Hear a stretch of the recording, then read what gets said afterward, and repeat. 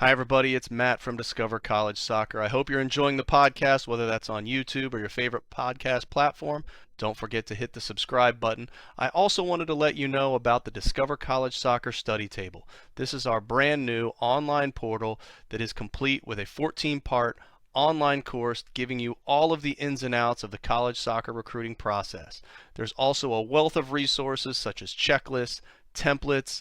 There's the spreadsheets that have every soccer program in the country, along with their coaches, their contact information, their social media information, some basic stats about the school, and more. Plus, there's an online community where you can ask your questions, share your wins, your losses, any questions that you may have around the college soccer recruiting process. It's all there at the Discover College Soccer study table that you can find at discovercollegesoccer.com/study table, and hopefully we will see you there.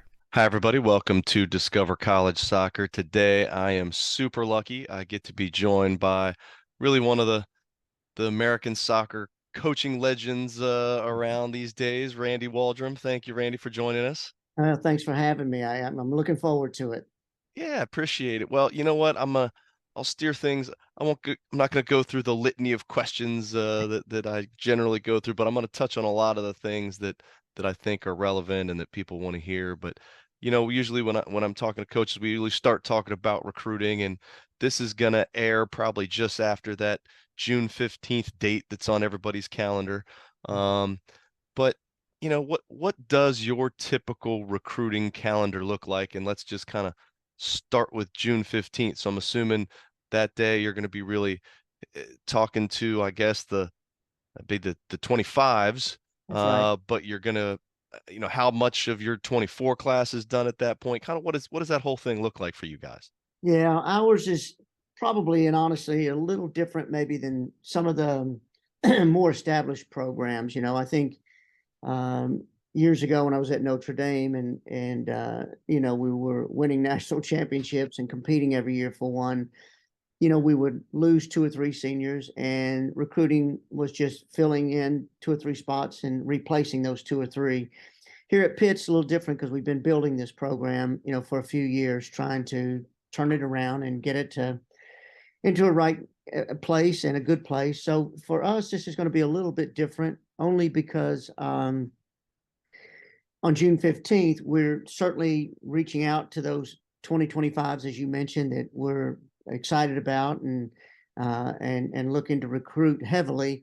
But we're not, even though I would say we're kind of somewhat finished with our 2024 class, we're really not finished in terms of if we find a 2024 out there that can impact us right away, then certainly we're going to find a way to make that, to make that work. So even though we've feel good about our 2024 class, for us, since we're, like I said, since we're still building, we wouldn't turn that around or turn that player away by any means. So for those 24s that are out there still looking, don't think it's, that the window has closed. There's still schools out there that are looking. May not be as many, but if you're a good player, you'll find the fit, and keep pushing through it. Don't think it's too late because June 15th has rolled around for the 25s. And for us with the 25s, Matt, to be honest, our we may have some offers ready on June 15th. I think a lot of the established schools will, their top players, they'll make an offer on June 15th. We're still a little behind in a standpoint that we want to make sure we're making the right decision. So being as young as they are, being a sophomore and still having 2 years of high school left where they're still maturing and their bodies are changing and their interest levels are changing, we may make an offer, with a few players, but we may want to wait and still monitor for the next 4 or 5 months, and see where they are, because so much does change, from a sophomore year in high school till a senior year in high school. So that's the way we'll do it. But I do know there'll be some schools out there making offers right away. I think the scary thing, and the one thing that your listeners ought to make sure they understand, if you're 25 and you don't get a call on June 15th, doesn't mean that you're not good enough or that you're not wanted. It's obviously the schools can't call everybody on the first day, and those calls will continue to come. through June, July, and August. So just be patient with the process. Yeah, for sure. Well, one of the things you mentioned there was, if you find a 24 or you're still looking. So in your recruitment mix, right? Whether it's going to events or camps or any of all those things, right? How much would you say is people reaching out to you and saying, "Hey, coach, I want to come to your school," versus you being proactive in finding a player through a club coach that or whatever the case may be. Kind of what does that mix look like? And do you Yeah. think that has changed over the years? Because obviously you got a nice swath of experience to pull from. Right. Well, I think the majority of the kids that we're recruiting and that we see that can fit our program, we see one of two ways. We're either seeing them at the recruiting events, whether that be an ECNL or a GA event, at times maybe even USYS youth, national events. I would say, but the majority are players that we have identified early, starting in their freshman year and starting to track. So we've identified them early and we've kind of initiated, the process of based on what we've seen. So I would say the majority probably come from that. Although I would say a, a, a large percentage also comes from contacts that we've made over, 30 plus years of college coaching for me. We've got a lot of great contacts with the clubs around the country and some top high schools around the country that have been good to us over the years, and that we trust their evaluation. So I would say those two pathways are probably the most that we come from. But I'll also tell you the two other ways that we have gotten kids. Our ID camps, for example, those first couple of years, we got here in 2018. So I think in 2020, I was taking a look. We had 21 players on our roster over those 3 years that we picked up through our ID camps, that we may or may not have seen because they weren't all playing for top clubs, or top ECNL clubs. Now that's getting, uh, that's a lot early, but we had a lot of changes to make early. We weren't good when we took this over. And then the other way, I think, outside of the ID camps, are the players writing to us. We look at every email, we look at every video that the kid sends us, and if there's something that we've seen in that highlight clip that triggers our interest, then certainly, we're tracking those players down. So players should continue to send that and send that information out to the coaches often. But those are probably the biggest ways we find our players. Okay. Now, one uh, bit of experience that you have that most college coaches can't say that they have is the international experience, Right. and what you've done with coaching some of the international teams. And I get asked this question all the time is, why why are these coaches recruiting international players when there's probably, American players that could be, just as good or step in and I've seen rosters, somebody like a Florida State who, Right. they might start kids from 8 different countries Right. on there. Right. So can you just talk a little bit about how how the game has grown into that international recruiting and what does that look like for you now at Pitt and just kind of in the landscape of college soccer? Yeah, and that's a great question. And it's pretty pretty detailed, to be honest, because think our situation at Pitt, for example, when we got here in 2018, the program was not good. It was 22 years old and only had 2 winning seasons.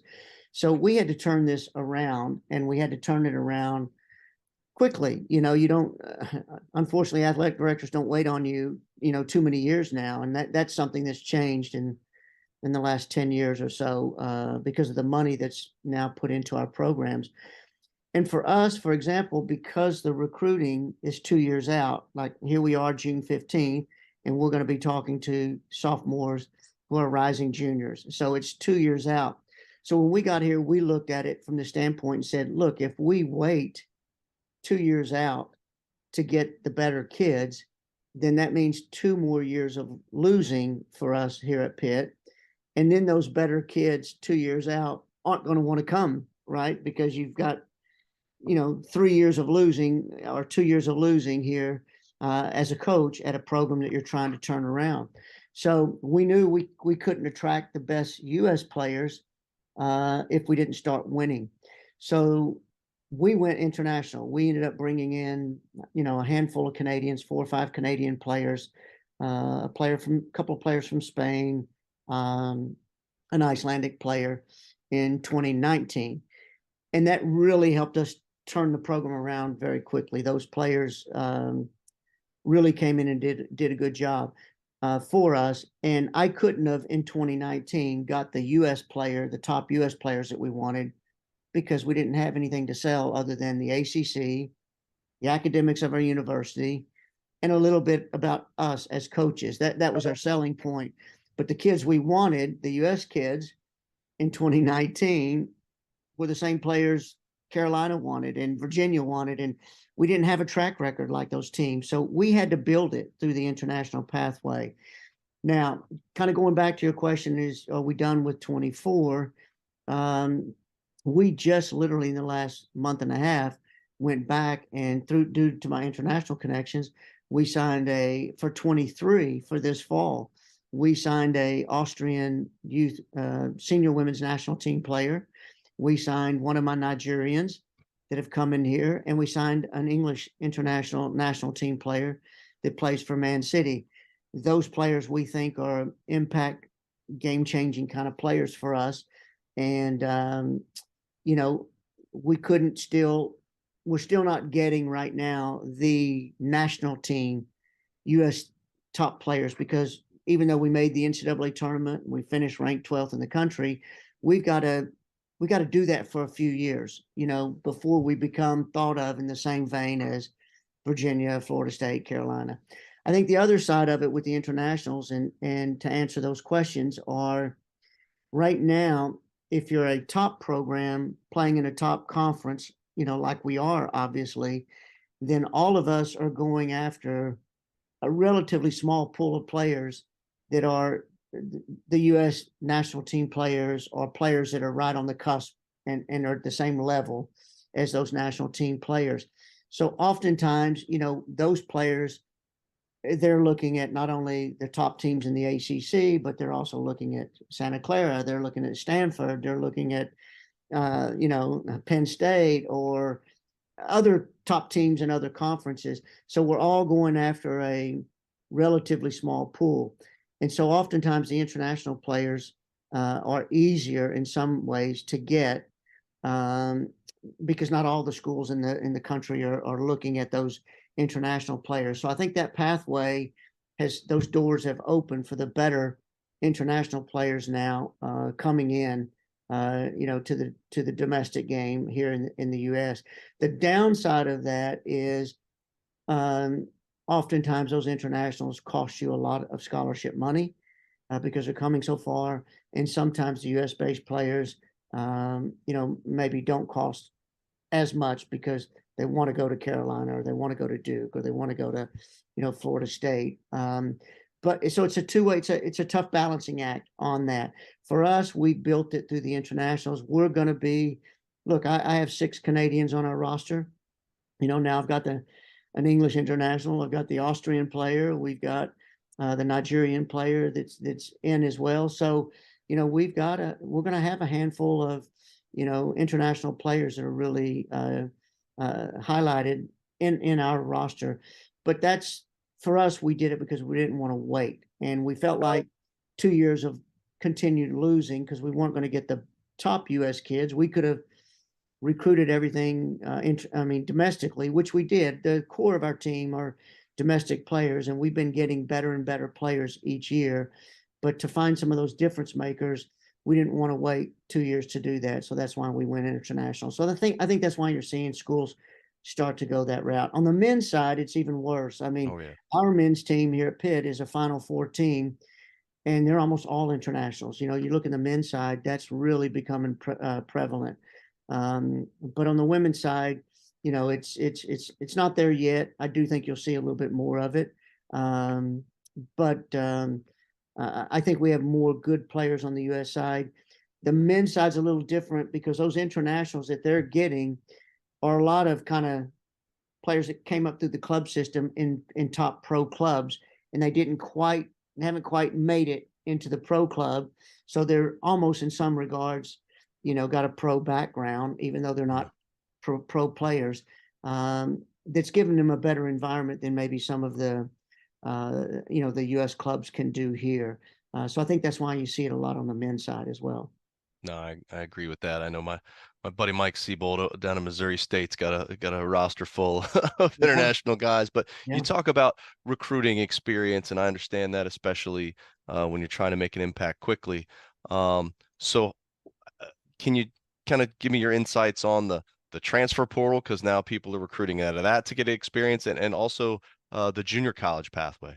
Yeah, I tell you, the transfer portals really changed the dynamics quite a bit. And I'm not sure I'm a fan of it. Let me start by saying that I'm not sure I'm against it in theory, but I'm not sure I'm a real fan of it the way it's played out.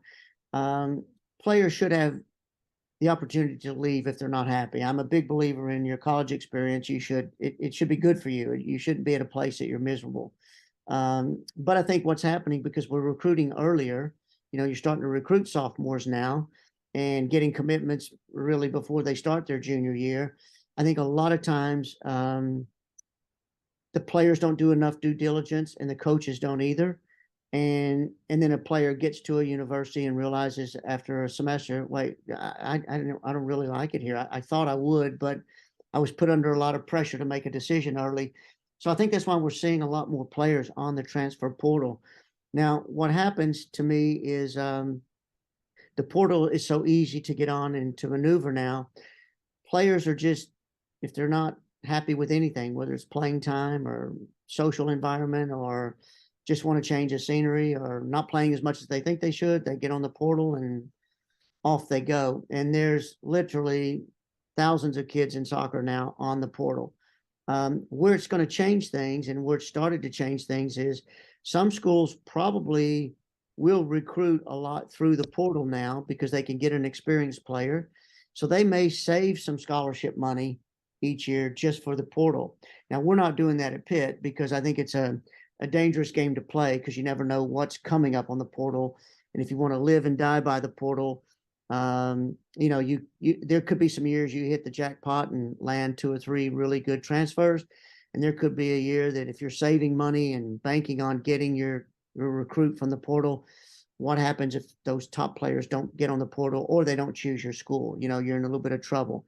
So we're not setting money aside here at Pitt specifically for the portal, but I think there will be some schools that do that because they might have to live a little bit by it. I know our men's basketball team changed from last year to this year tremendously just by the portal. They got 5 portal guys and blended them together and made an NCAA tournament. But now what happens? Can he keep doing that? I don't really know. So I think the portal really changes the dynamics. The hard part is I feel bad for those up and coming kids each year, like the 24s, for example, that are still trying to look. Well, there's so many kids on the portal.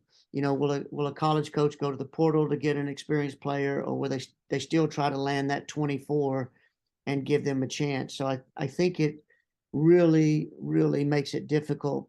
Now it's just another layer that's in there that's changed the recruiting platform. So now you're not only looking for a youth player graduating high school, but you're looking, for now college players that are looking to transfer, and that happens every year. So I do think it diminishes a little bit the financial scholarship opportunities that are out there for some players, in high school. So that's changed the dynamic tremendously.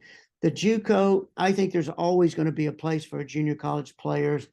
I think schools that have gone that route a lot will continue to go that route.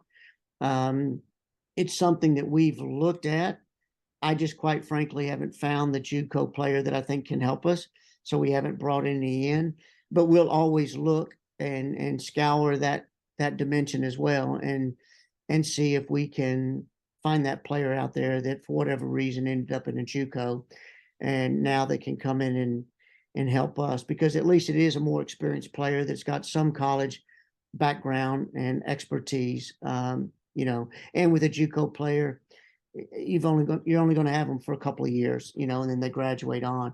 I do think there's a lot of schools that bank on that more than we do, but that's probably schools more in the platform of a mid-major or an up-and-coming program that's trying to get good quickly and that has to go that pathway. But there's a lot of platforms out there now that you have to be really good at and tracking and monitoring in this whole recruiting process. Yeah, for sure. Okay.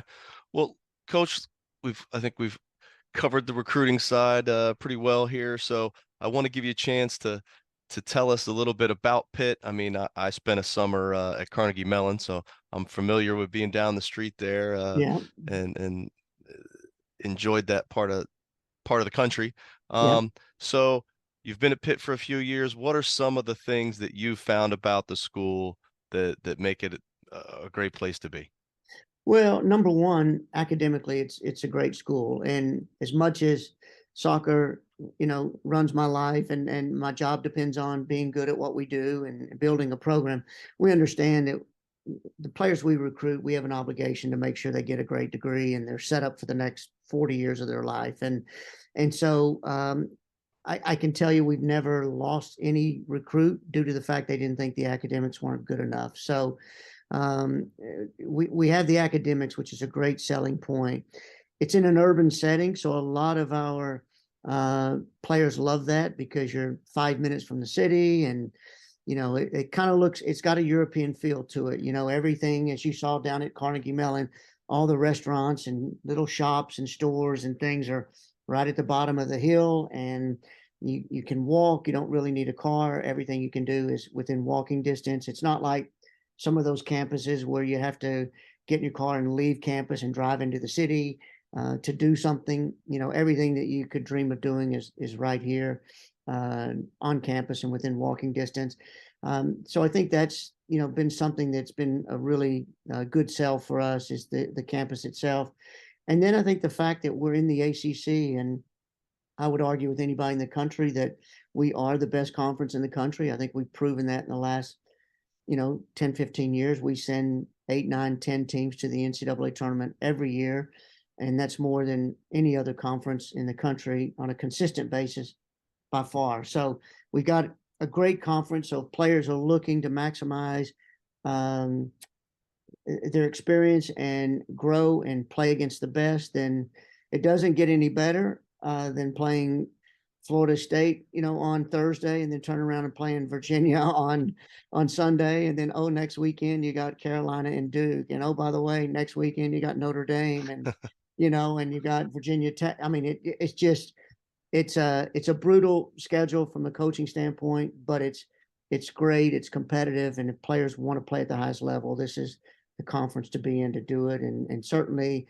The good thing about Pitt is, since we're growing, when we took this over in 2018, we did not win a single ACC game. We only scored 2 or 3 goals in the ACC. We gave up about 48, 49 goals that year. We were absolutely down at the bottom. We made the ACC tournament this year. We for our first time ever, we made the NCAA tournament this year for the first time ever. We finished ranked 12th in the country.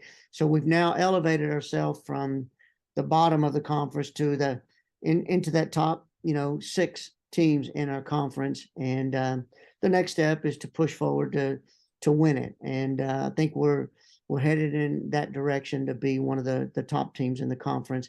So the opportunity for a lot of those players that could go to Florida State and play, or go to Carolina and play, they could come to this conference and come to Pitt and get that opportunity to play. And that's really what's been our selling point, is you can come to the best conference in the country and play in it. You can come to a great school and yet come to a program to help us build this into one of the true powerhouses in the NCAA. So these are some of the selling points that we think we have. I hope our background as coaches here at Pitt, we've coached in the pro league. I was in the NWSL. We won 2 national championships at Notre Dame. We played in 8 Final Fours. We've just been very successful. I'm coaching the Nigerian women's national team now. Before that, I was coaching Trinidad and Tobago's national team. So I would hope players would understand that we think we've got a good enough staff here to help those players get better. And if they have professional aspirations, it's a great environment to be in.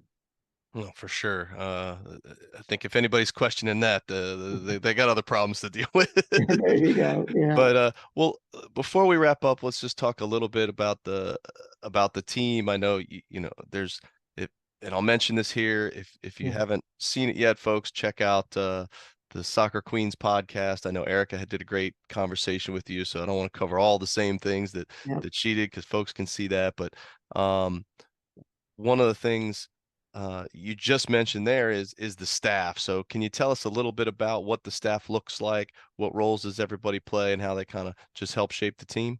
Yeah, well, I'm really lucky when I took this job. I was able to talk my son back into coming to work with me. He was with me at Notre Dame when we won our first national championship, and then he kind of took off and went back to our home base, which is Texas, and started doing his own thing, working in the youth club scene there with FC Dallas, and was helping him along with Matt Grubb. We're probably running the one of the top girls' youth clubs in the country down there in Dallas.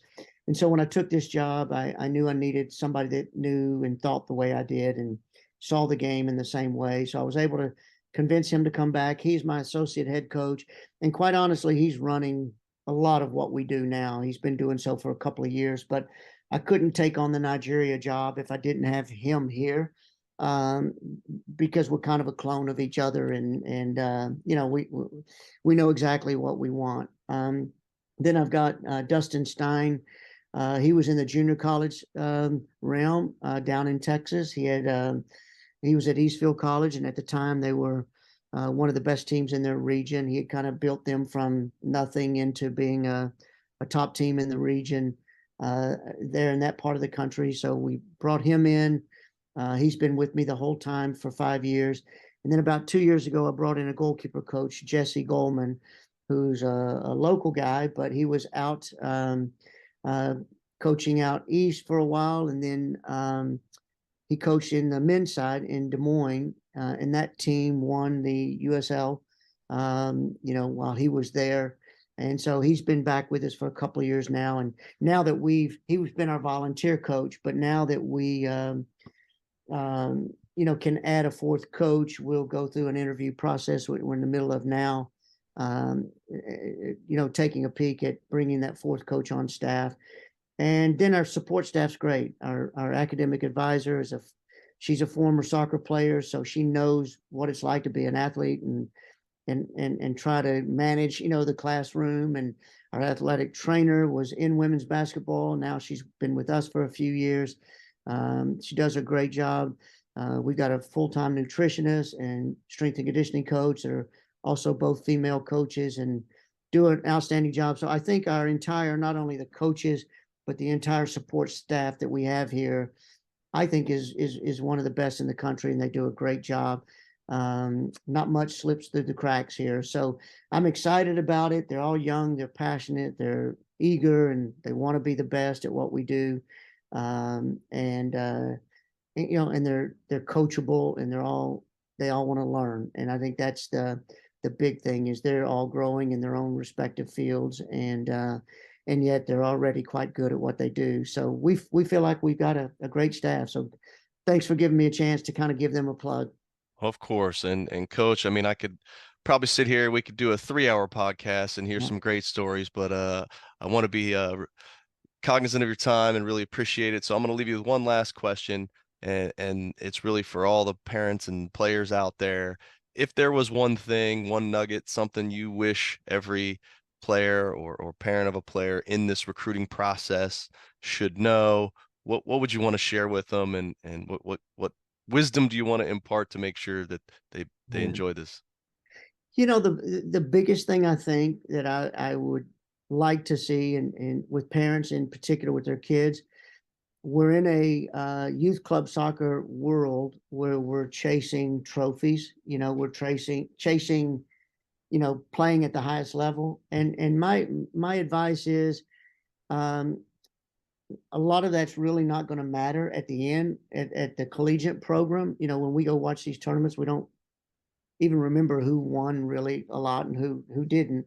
We're looking at the individual player. So to me, everything is about player development and getting a great foundation at a young age. And by that I mean working on your technical skills and being an expert at that. You know, can you control the ball under pressure? Can you pass the ball? Can you finish properly? Can you head? I mean, all those little technical things that are going to make you a good player.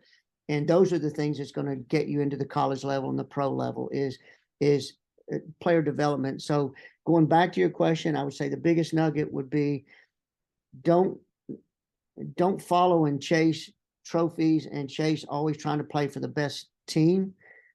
If you've got a good coach that is really good at developing you, go play where you get player development. Don't go where, you know, where you're winning, but you're not really getting developed. It's just a combination of good players is why you win. You know, although you want to play in a good environment around good players, if you've got a great coach that does a great job in helping you get better as a player, then you know stick to that. You know, don't get lured and sucked into this world of just jumping from team to team, always chasing a dream. Find a good coach that can teach you and develop you, and stick with that. That'd be my one big piece of advice.